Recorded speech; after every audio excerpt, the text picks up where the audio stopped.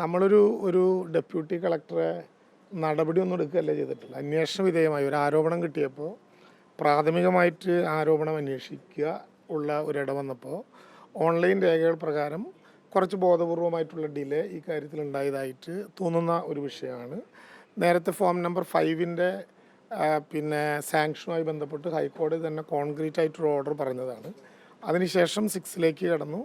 അതിൻ്റെ നടപടിക്രമങ്ങൾ നോക്കിയപ്പോൾ പല തരത്തിലുള്ള റെക്കമെൻഡേഷൻ ഉണ്ടായിട്ടും ബോധപൂർവമായിട്ടുള്ള ഡിലേ ഉണ്ടായതായി തോന്നി. പ്രത്യേകിച്ച് ഒരാരോപണവും സർക്കാർ ഉന്നയിച്ചിട്ടില്ല. ഇക്കാര്യത്തിലൊരു പരാതി കിട്ടി. പരാതിയെക്കുറിച്ച് അന്വേഷിക്കാനുള്ള ചുമതല എൻ്റെ ധാരണ ശരിയാണെങ്കിൽ അഡീഷണൽ സെക്രട്ടറി ഗീതയാണെന്ന് തോന്നുന്നു ഏൽപ്പിച്ചിട്ടുണ്ട്. ഗീത IASനെ ഏൽപ്പിച്ചിട്ടുണ്ട്. അവരന്വേഷണം നടത്തി റിപ്പോർട്ട് വരട്ടെ. ഞങ്ങളിപ്പോൾ ഒരു പ്രാഥമിക നിഗമനത്തിലെത്തിയിട്ടില്ല. ഭൂമി തരംമാറ്റവുമായി ബന്ധപ്പെട്ട് കെട്ടിക്കിടക്കുന്ന അപേക്ഷകൾ പരിഹരിക്കുന്നതിന് വേണ്ടി വലിയൊരു ഡ്രൈവാണ് നമ്മൾ നടത്തിക്കൊണ്ടിരിക്കുന്നത്.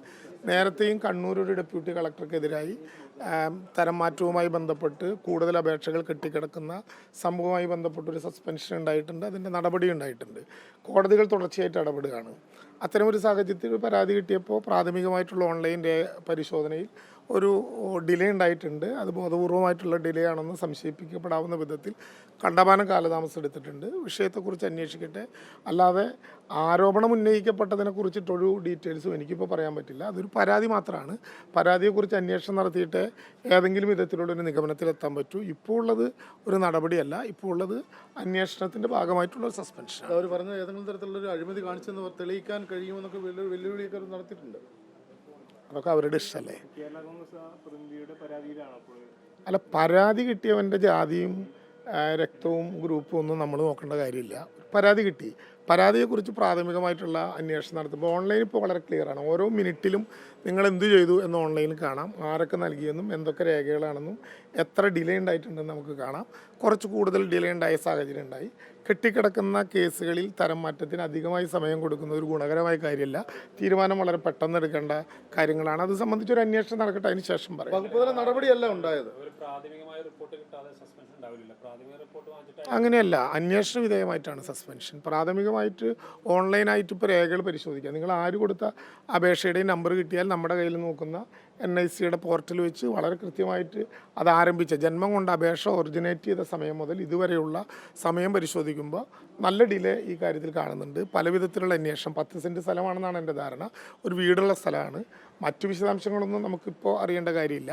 അപ്പം അത് സംബന്ധിച്ച് നല്ല കാലതാമസം ഉണ്ടായി എന്ന കാരണം വളരെ ഗൗരവമാണ്.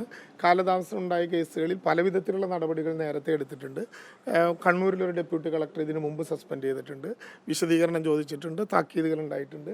നമ്മുടെ തരം മാറ്റത്തിൻ്റെ കൂടുതൽ അപേക്ഷകൾ വരുന്നത് കൂടുതൽ കെട്ടിക്കിടക്കുന്ന സ്ഥിതിവിശേഷം മറികടക്കാനും എന്നാൽ അതോടൊപ്പം ബോധപൂർവമായ ഡിലേയോ ഏതെങ്കിലും വിധത്തിൽ ആരോപണ വിധേയമായിട്ടുള്ള വിഷയങ്ങളിൽ സംഭവങ്ങളോ ഉണ്ടോ എന്നുള്ള പരിശോധനയാണ് ഈ നടക്കുന്നത്. ഇപ്പോൾ നിങ്ങൾ തന്നെ ഇങ്ങനൊരു ആരോപണം വന്നിട്ട് ഞങ്ങളൊന്നും നടപടിയെടുത്തില്ലെങ്കിൽ, ഒരു അന്വേഷണവും നടത്തിയില്ലെങ്കിൽ ബോധപൂർവമായിട്ട് ഉദ്യോഗസ്ഥന്മാരെ സംരക്ഷിക്കുക എന്ന് പറഞ്ഞ അടുത്ത പ്രശ്നം ഉണ്ടാകും. ഒരു പരാതി കിട്ടിയാൽ അത് അന്വേഷിക്കണം ഏറ്റവും പ്രധാനം. നടപടിയല്ല എന്തായാലും. അല്ല, സ്വാഭാവികമായിട്ട് അറിയാമല്ലോ, സസ്പെൻഷൻ അന്വേഷണ വിധേയമായിട്ടുള്ള ഒരു സംവിധാനമാണ്. നടപടി അന്വേഷണ റിപ്പോർട്ട് കിട്ടിയതിന് ശേഷമായിരിക്കും.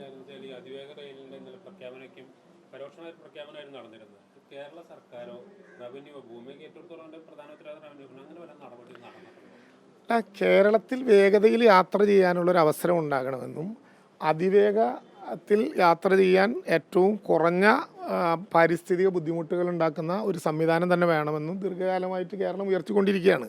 സംവാദമാകട്ടെ. അതിനെക്കുറിച്ച് ഉള്ള കേവലമായിട്ടുള്ള ആകാശത്ത് ഉയരുന്ന പ്രഖ്യാപനമല്ല, അടിസ്ഥാനപരമായിട്ടുള്ള ആലോചനകൾ നടത്തണം.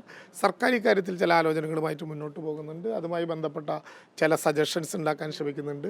ഇപ്പോൾ ഉണ്ടായത് ഏതെങ്കിലും വിധത്തിൽ അത്തരം ഒരു ആലോചനയുടെ ഭാഗമാണെന്ന് ഞാൻ കരുതുന്നില്ല. ആകാശത്തു നിന്നുണ്ടായ ഒരു ആലോചനയാണെന്നാണ് പറയുന്നത്. അങ്ങനെയല്ല ഞാൻ പറഞ്ഞത്.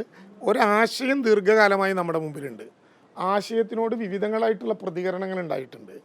ആശയങ്ങളുടെ വിവിധങ്ങളായിട്ടുള്ള പ്രതികരണങ്ങൾ ഉണ്ടായാലും സർക്കാർ പറഞ്ഞ ഒരു കാര്യം ശരിയായ ആശയമാണെന്ന് നമുക്ക് ബോധ്യപ്പെട്ടു. അത് തിരുവനന്തപുരം മുതൽ കാസർഗോഡ് വരെ ഏറ്റവും വേഗതയിലെത്താൻ വേണ്ടിയിട്ടുള്ള യാത്രാമാർഗ്ഗങ്ങൾ ഉണ്ടാകണം.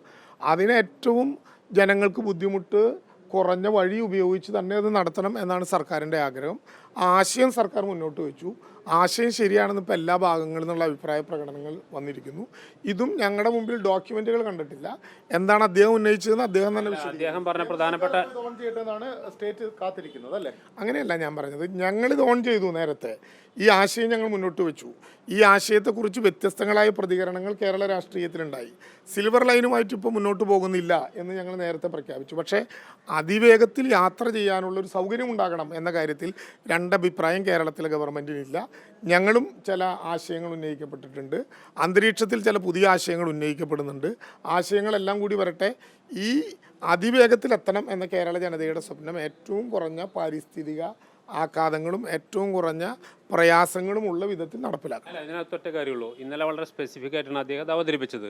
സംസ്ഥാന സർക്കാരിനെ കുറിച്ച് യാതൊരു അറിവില്ല അല്ലേ? അല്ല, ഞാൻ പറഞ്ഞതാണ്, വ്യത്യസ്തങ്ങളായിട്ടുള്ള വിഷയങ്ങൾ ഞങ്ങളുടെ മുമ്പിൽ വന്നിട്ടുണ്ട്. കോൺക്രീറ്റ് ആയ ഒരു തീരുമാനത്തിലേക്ക് പോയിട്ടില്ല. അദ്ദേഹത്തിൻ്റെ അഭിപ്രായം കോൺക്രീറ്റ് ആയിട്ട് വരട്ടെ, അപ്പോൾ അതിനെക്കുറിച്ച് പരിശോധിക്കാം.